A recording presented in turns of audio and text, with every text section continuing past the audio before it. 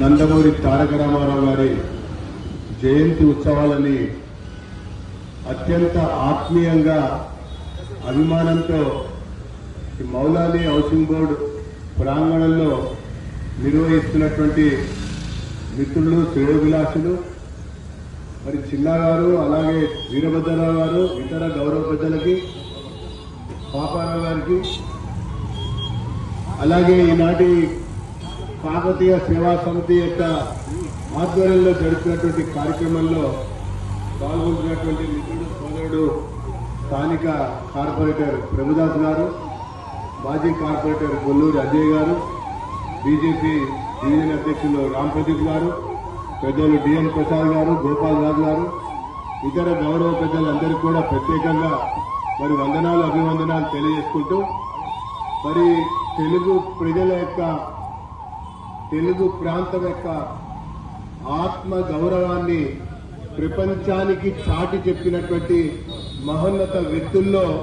మరి నందమూరి తారక రామారావు గారు ప్రప్రథములని చెప్పని నేను ఈ సందర్భంగా పేర్కొంటాను.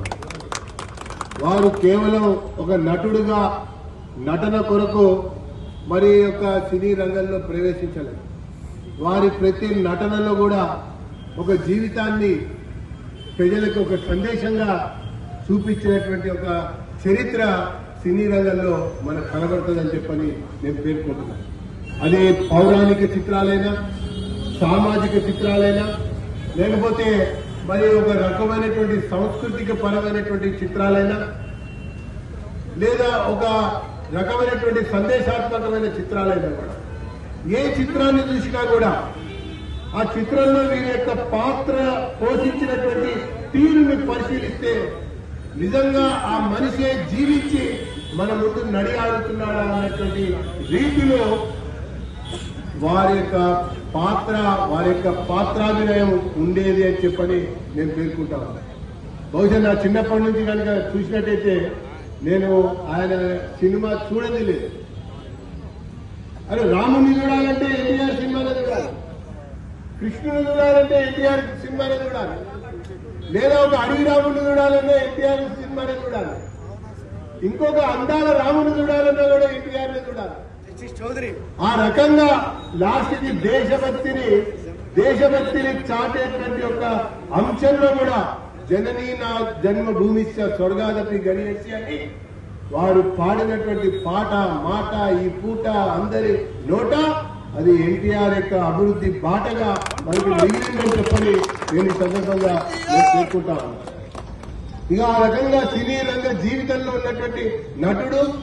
మరి ఆ రకమైనటువంటి ఒక ఆలోచనతో మరి సినిమాలలో పోషించినటువంటి వ్యక్తి జనంలోకి రావాలని, జనంలో తెలుగు ప్రజల యొక్క ఆత్మ గౌరవాన్ని నిలబెట్టాలన్నటువంటి ఆలోచనతో ప్రాంతీయ పార్టీని పెట్టడమే కాకుండా తెలుగు ప్రజల యొక్క గౌరవాన్ని ఆ రోజు ఢిల్లీకి సంబంధించినటువంటి నాయకులు తాకట్టు పెడితే అవమానం చేస్తా ఉంటే తెలుగు ప్రజల యొక్క ఆక్రోశాన్ని, పౌరుషాన్ని, ఆత్మగౌరవాన్ని చాటి అతి తక్కువ సమయంలో మరి అధికారంలోకి వచ్చినటువంటి పార్టీ, అధికారాన్ని ప్రజలు అప్పగించినటువంటి నాయకుడు ఎన్టీ రామారావు అని చెప్పని నేను పేర్కొంటాను.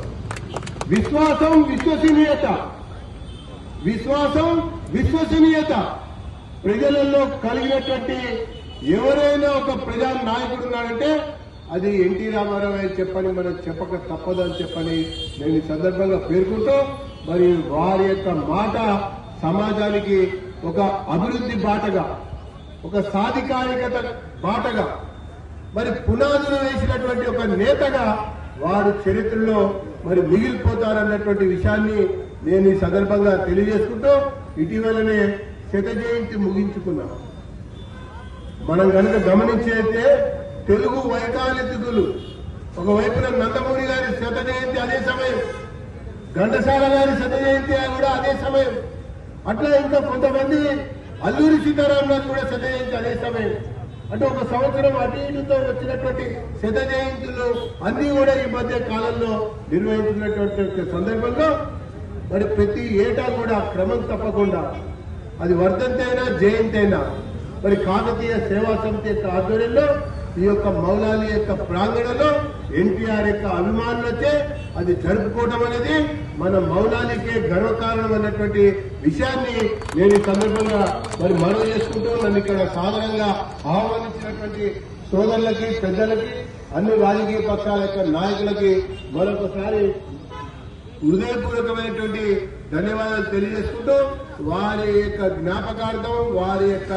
సేవా దృక్పథం వారి యొక్క త్యాగ నిరీతికి గుర్తు చేసుకునేటువంటి విధంగా ఈ కార్యక్రమం ఉండాలన్నటువంటి ఆలోచనతో గతంలో ఒకసారి రక్తదానం, అంతకుముందు ఒకసారి మరి ఉచిత వైద్య శిబిరం, ఈసారి అన్నదానాన్ని నిర్వహించినటువంటి పెద్దలకి నేను మరీ ధన్యవాదాలు తెలియజేస్తూ ముగిస్తున్నా. జై ఎన్టీఆర్,